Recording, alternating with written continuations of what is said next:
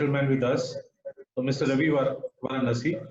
Mr. Ravi Varanasi is having a large experiences with the exchanges, and currently he is the CB Chief Business Development Officer for National Stock Exchange. Welcome, Ravi. Thank you. Thank you very much for calling me over for this interaction. Ravi, I think there are a lot of questions, and there are a lot of speculations, calculations, and all. And everybody has their own view on the circumstances. What is your take on the COVID, Ravi? Well, it has come as a huge shock, not only for economy on the social side. There's a significant amount of shock which has been caused by the COVID outbreak. While India has been, in a way, much well prepared. In a way, we went into our lockdown when we just had about 550 cases, identified cases. So we did go into the lockdown pretty fast. And the lockdown has been implemented fairly vigorously by the government. That possibly is helping us flatten the curve. While a few areas, the hotspots, we are still seeing a significant amount of uptick. But across the majority of the country, we are seeing a flattening of the curve. And in a few cases, obviously, there has been a complete reduction in the numbers. So that is a good thing for India. Couple of things which have gone possibly right for India compared to most other countries. One is we are a young country. Almost 75 to 80% of the population is below 50, which is supposed to be possibly well equipped to handle the COVID. And besides that, India, 90% of the population is BCG vaccinated. Indian Council for Medical Research is kind of figuring out whether BCG vaccination would have any positive impact on the COVID virus. So if that study comes through positive, then it could be a significant game changer for India. While there has been a huge amount of impact on the economic activity, because the lockdown has been fairly extensive across the country. There has been a huge impact on the economy and the way people have been able to kind of cope up with that. In a way, we'll have to praise the political leadership, particularly the Prime Minister. He tried to keep the population behind the lockdown by coming out with specific. I mean, a lot of people thought they are not very important at this stage, but it's important to, in a democracy like India, you have to get the population behind it.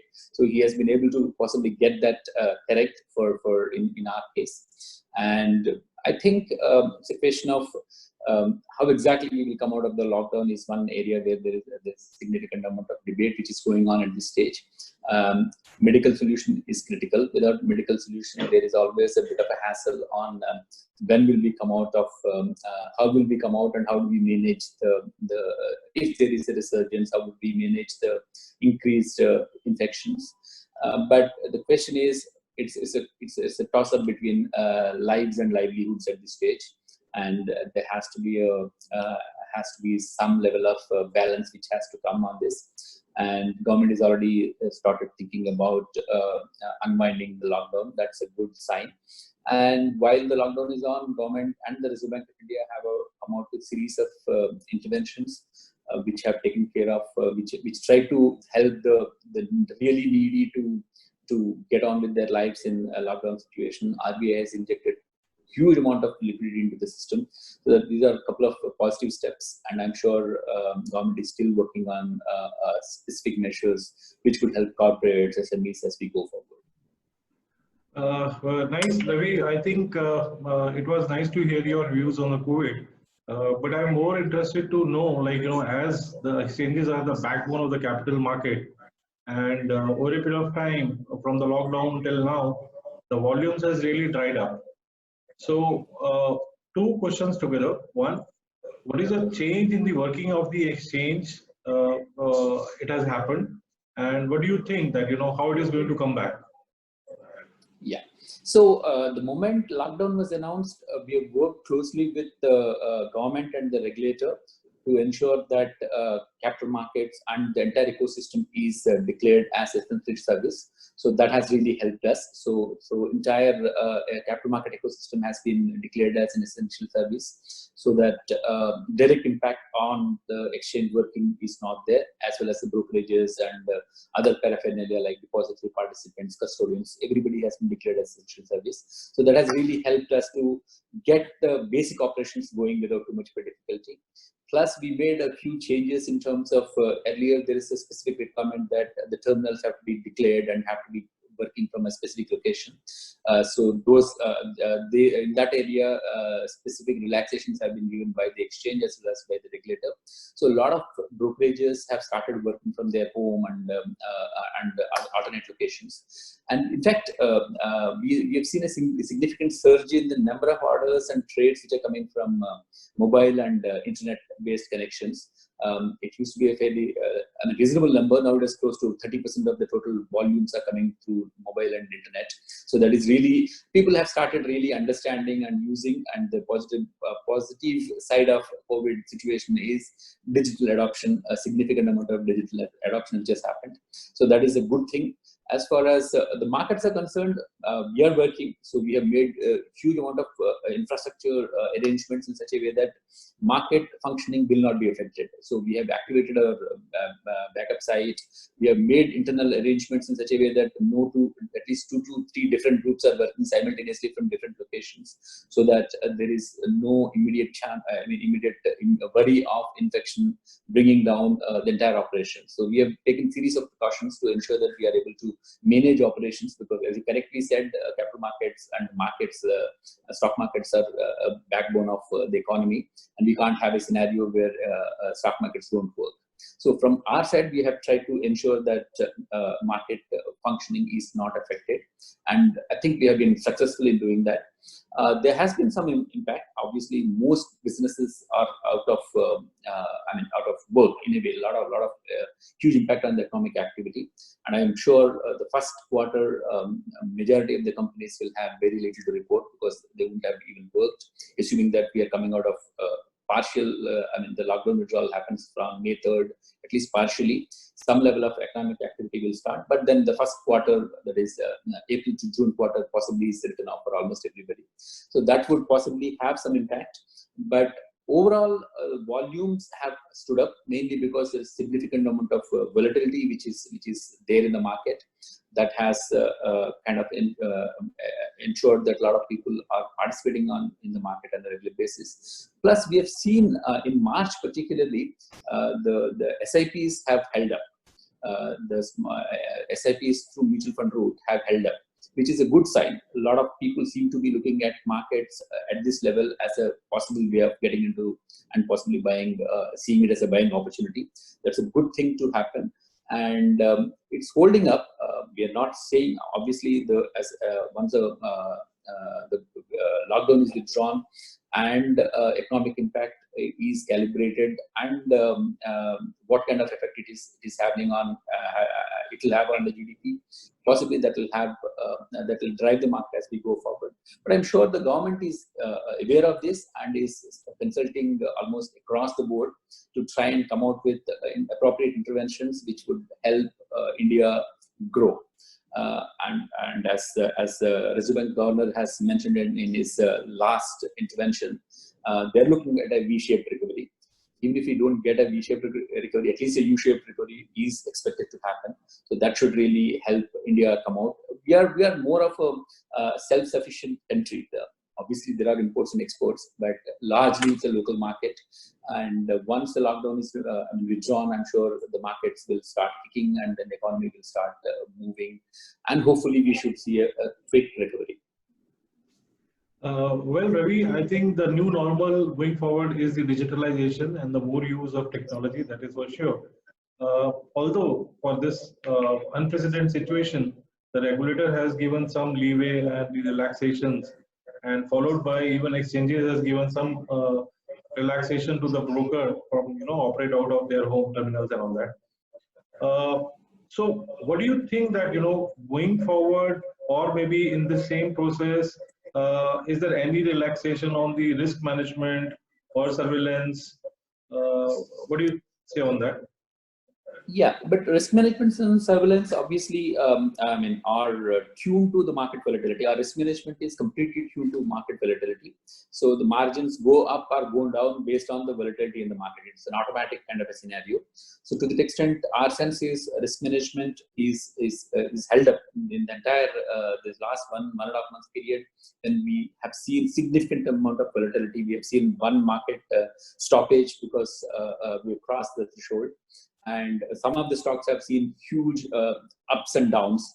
So through the entire volatility, we have held up, our risk management has held up. And it is scientifically designed, as I said, is completely tuned to volatility.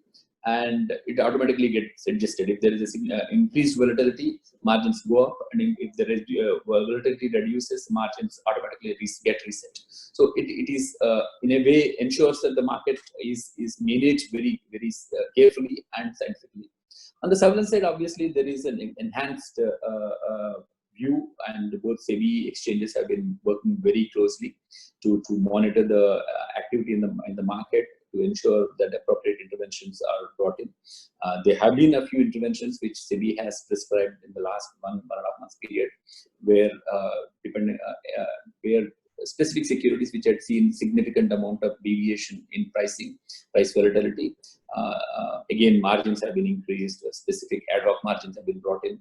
These are all specific, very, very short-term measures, and are in a way designed to ensure that we are able to sail through this difficult period without impacting the market as a whole. Definitely, Ravi, it was very recommendable. Like, the transition of work from the location to the work from home has happened very nicely, and I don't think so there is any disruption per se on the working of the exchanges and the brokers. While saying so, my next question to you, Ravi, is although I don't know how relevant it is, but what is your feel that once again the exchanges will be used to raise capital for various businesses? Yeah, in fact, we think, I mean, once there is some stability around and there is a way out of the lockdown, and then once we are out of the lockdown, I'm sure a lot of corporates would want to come to the market to raise capital. We have been seeing in the last 5 years, the net debt capital which is raised through markets is almost equal to net bank credit. So this year, I'm sure that number will go up significantly. And we are working closely with SEBI to ensure the debt markets are fully tuned to ensure to make sufficient capital available to the corporates. So that we are reasonably confident. The equity side will take some time. Obviously, once the markets stabilize, equity markets will start. I'm sure last year, when the last year has not been a very great year for IPOs, equity IPOs, but there is a significant pipeline, both a main board as well as SMEs. There's a significant pipeline, but I'm sure most of the activity will start only after the lockdown, lifting of lockdown, and we see a clear path forward for GDP and the economy as a whole. Our sense is it might take maybe 3 to 4 months period, or up to 6 months period before corporates start hitting the market for equity capital raising. But we are already seeing a lot of corporates coming to market for debt capital, and that trend will continue. As I said, last 5 years we have seen net, I mean, the amount of capital raised, debt capital raised to markets is equal to or more than the net bank credit. So that trend is going to continue, and I'm sure that's a good sign for the debt markets as we go forward. So far, on SME side, we haven't really done any debt other than the Threads platform which is in. But I think going forward, we should start by looking at the possibility of that market also growing. So Ravi, you touched the nail. Actually, for SME specifically, this is the time what we feel, those platforms, trade platforms should work very appropriately and give a lot of help for SMEs for their working capital needs by discounting their bills.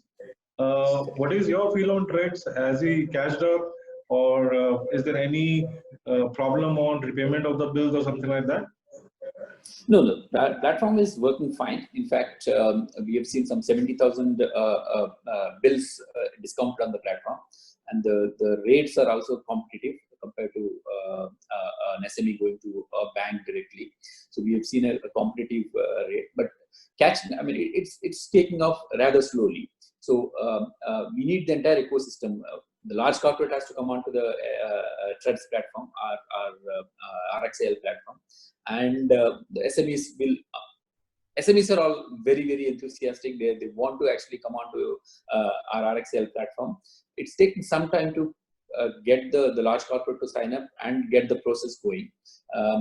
But some level of mandatory push which has come, particularly for public sector undertakings, is helping. But I'm sure as part of the interventions from the government side, I'm sure there will be specific interventions for small and medium enterprises, both on working capital side as well as on the long-term debt as well as equity side. That's what we think. But it's the time possibly for our RxAL platform to come to the help of the SMEs particularly.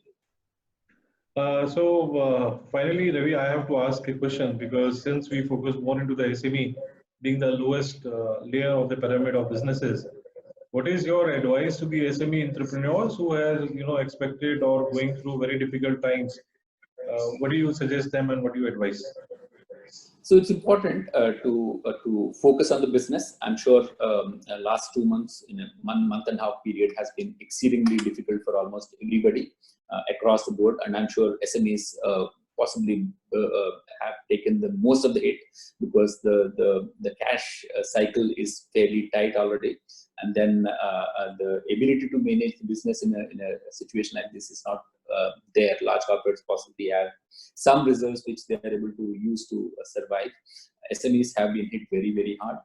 So the focus is on how do the entrepreneurs. Our entrepreneurs have always been exceedingly, in a way, I mean, the spirit of entrepreneurship is very, very high, and they've always found solutions for any problems which have been thrown at. And possibly the environment throws more problems at SME entrepreneurs than anybody else. So they have always been coming out with fantastic solutions and have been able to run their businesses. Obviously, cash crunch is one area where it is going to hurt.